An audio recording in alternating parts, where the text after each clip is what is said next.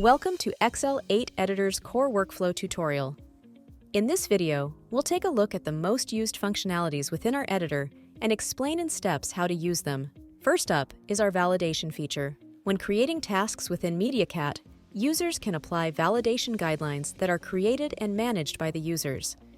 When the validation guide has been applied, the editor will automatically scan and flag the subtitle for any violation of technical specifications specified in the applied guideline. Just like many others, you can start the editing process by running Validate from the tool in the drop-down menu to your top right corner. Running Validate will give you a report of where the technical errors have been found. Next, let's take a look at how you can personalize your keyboard shortcuts. Go to Settings from the drop-down menu. Click Shortcuts, and you will see the list of actions and its shortcuts you can modify. Frequently used shortcuts are Play, Go to Next and Previous Subtitle, Shift Active Cue in and out, forward and backward. Search for the actions you would like to change or designate shortcuts and modify them as needed. Playing video is simple. You can simply click on the Play button below the media player, or you can use the shortcut keys. The default shortcut is Alt-P for Windows and Option-P for Mac. While playing, if you would like the subtitle editing area to follow, click on the subtitle icon at the top and click Follow Subtitle.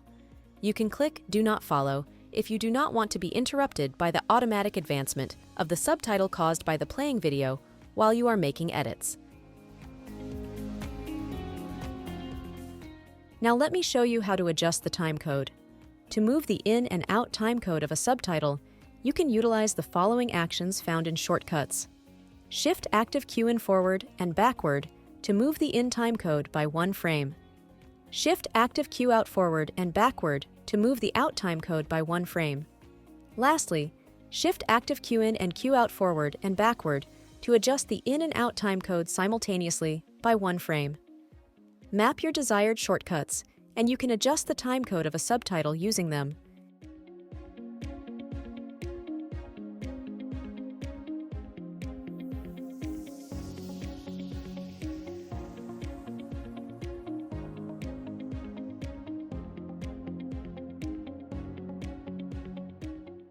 You can also drag and drop the subtitle box above the waveform at the bottom.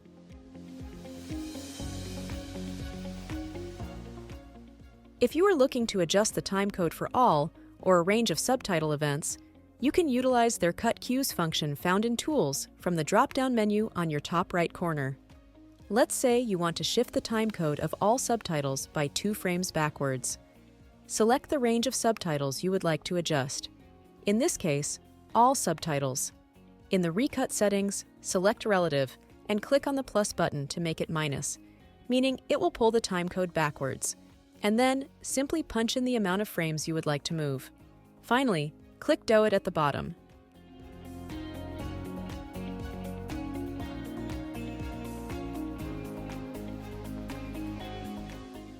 If you have a specific timecode you would like to place the subtitle events, select Absolute and set as Cue in for active subtitles. Punch in the timecode where you wish the subtitles to begin, and then click Do It.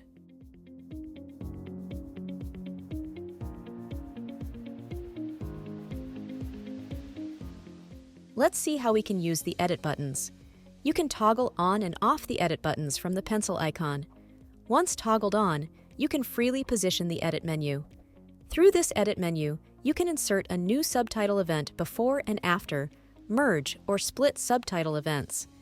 If you want to apply top positioning to a subtitle, you can do so by adding a reposition tag. Note that shortcut mapping is also available for all these edits. Find and Replace function becomes handy when you are looking for specific words to replace. Click on the magnifying glass icon to your top left corner. Switch to Find and Replace mode.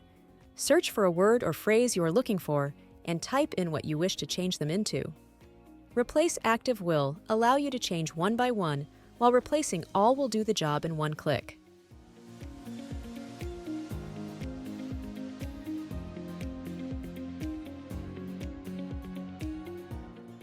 MediaCAT Editor is constantly saving contents to your local cache, so there is no need for you to manually click Save to preserve the content.